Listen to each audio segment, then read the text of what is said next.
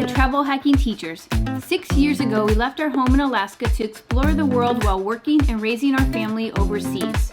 Since then, we have taught in India, the United Arab Emirates, and now we teach in Indonesia. However, because of COVID-19, we have been in the United States for over 6 months teaching online until we receive our work visas. During our winter break, we decided that we needed to immerse ourselves in the snow, mountains, and the salty coastline of the United States' northernmost state. Join us as we return home to Alaska. Good morning, travel hackers! We are here, our first full day in Alaska, and we are heading to Seward to experience sort of the ocean winter vibe down in that city. But before we do, as we are in Anchorage, we have a few stops. The first stop we're going to do is the Fire Island Rustic Bakery. It's one of the best bakeries in town, locally owned, and it's going to be so good. So we're going to do that. We're going to hit REI. Yep. Got to get some snow pants. Westchester Lagoon, which is a lagoon that they hot mop, and so you can go ice skating on it. Yeah, that's going to be awesome. And then we're going to go to the grocery store to pick up some supplies for our trip to Seward. All right, let's start off though with the bakery. Bye! Bye!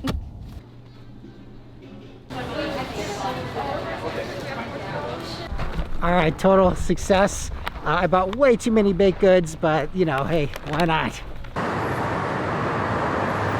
All right, so we're gonna go to Westchester Lagoon to enjoy this bread from Fire Island. And we realized we don't have any coffee and it's 4 degrees outside. So Kelly ran into Nusagaya for drinks. Some Americanos and some hot chocolate and sprinkles. Woohoo! Coming right up. All right, well, we're setting up for our breakfast. You'll see behind us here at Westchester Lagoon, they are doing that hot mop system with the lake. So we got this truck coating with hot water to create the really smooth ice skating rink for everyone to enjoy here in Anchorage. It's beautiful. I mean, it's like 4 degrees. It's really, really cold. But even at those temperatures, there's still a lot of recreation going on, including fat tire biking. So cool.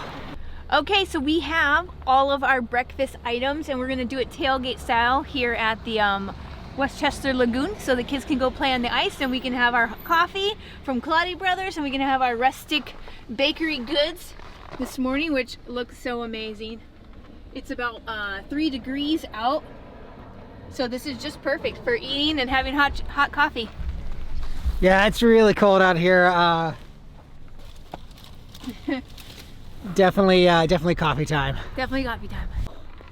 Go see mommy. Oh! Yeah, whoa. All right, I just had to show off some of this food. So I've got the poached egg breakfast sandwich, and you can see it's baked right into the focaccia. And it looks amazing.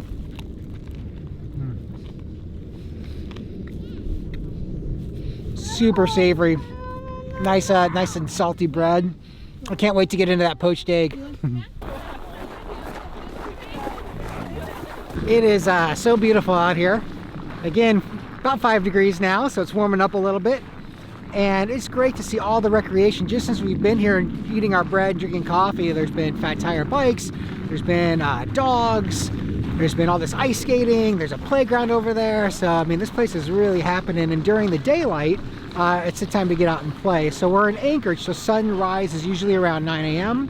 and sunset's usually around 4. So there is quite a lot of light still at this point in time of the year in Anchorage. The further north we go, it'll get darker and darker earlier and earlier in the day.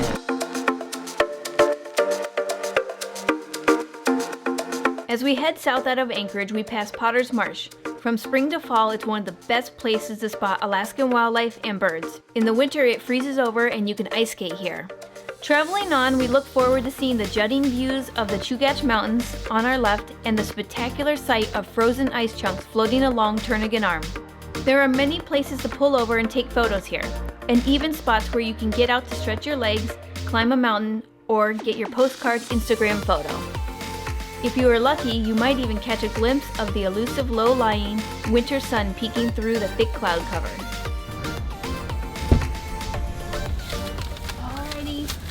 We got the road snacks. What'd you get?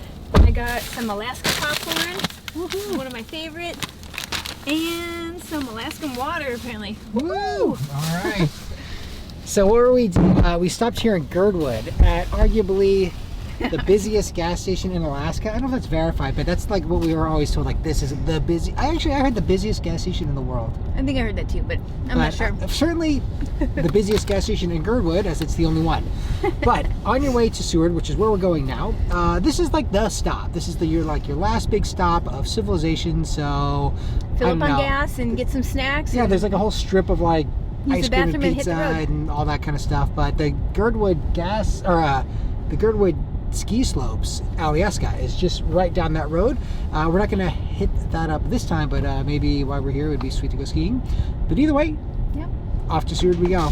Back on the road, we wind around as we enter the Kenai Peninsula, where dense pockets of willow and alders turn to towering Sitka spruce. This snow-covered forest will lead us from sea level up to the Turnagain Pass. This is a winter sports dream location, from backcountry skiing to riding snow machines. So now we went around Turnagain Arm and we are in Turnagain Pass, just kicking off this long stretch of these beautiful mountains on both sides.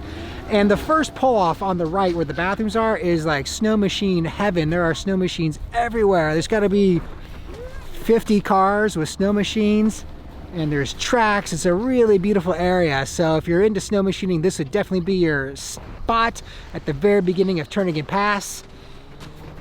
And it's like 5 degrees outside, but it's awesome. It's really cool to see all this adventure going on. This is by far one of my favorite drives in Alaska during the winter. Just look at how the snow coats the spruce trees. If you're wondering what the roads look like for driving, they are plowed, but most of the plows leave a hard-packed layer of snow, then throw gravel down for traction. Most rental cars like ours will have 4-season tires, while the local Alaskans drive with studded tires. It's great to look for wildlife while spotting snowshoots and the remnants of old avalanches. As winter takes its toll on the roads here, you tend to stop following the markings on the road and follow the ruts and tire trails made by the majority of the traffic before you. It's really amazing to think about all the people who've traveled through this isolated land before this modern road was blasted into these mountains. From the Alaska natives who settled here since 10,000 BC to the Russian fur traders and European explorers of the late 1700s, the gold prospectors at the end of the 1800s, and the U.S. Dust Bowl farmers from the 1930s. Alaska's population growth didn't really take off until its involvement in World War II. In fact, Alaska didn't even become a state until 1959. As we travel along the Seward Highway, we like to imagine what it was like to drive a dog team along this route, or what it was like spending the days panning for gold in these cold mountain streams. And our favorite daydream of all times is, where would we want to build our rustic Alaskan cabin? We like to get lost in our thoughts as we drive along the Kenai River and into the town of Seward. Okay, so I am at Safeway, which is Seward's main grocery store. Kelly and the kids are at our Airbnb. It's really cute. We'll show you that later. But right now I'm on the hunt for dinner, breakfast, some snacks, because we're going to be here for at least 2 days. And the Airbnb host is really great. They left their phone number because at Safeway you can enter in phone numbers and get discount codes. So I'm pretty excited to see what we can find inside the grocery for dinner.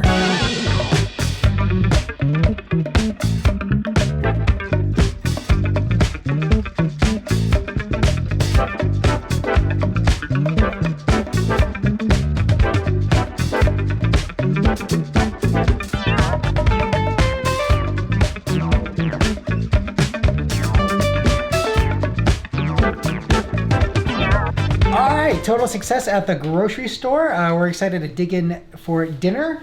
And what a day. The drive down was absolutely beautiful. And I really like seeing all the snow in the mountains. That was pretty epic. Yeah, so again, a beautiful place. I mean, the drive from Anchorage to Seward takes 2.5 hours. Beautiful in the winter. There's lots of cool things to see. To us, to you, have a good night. And travel hackers, we'll see you in the morning.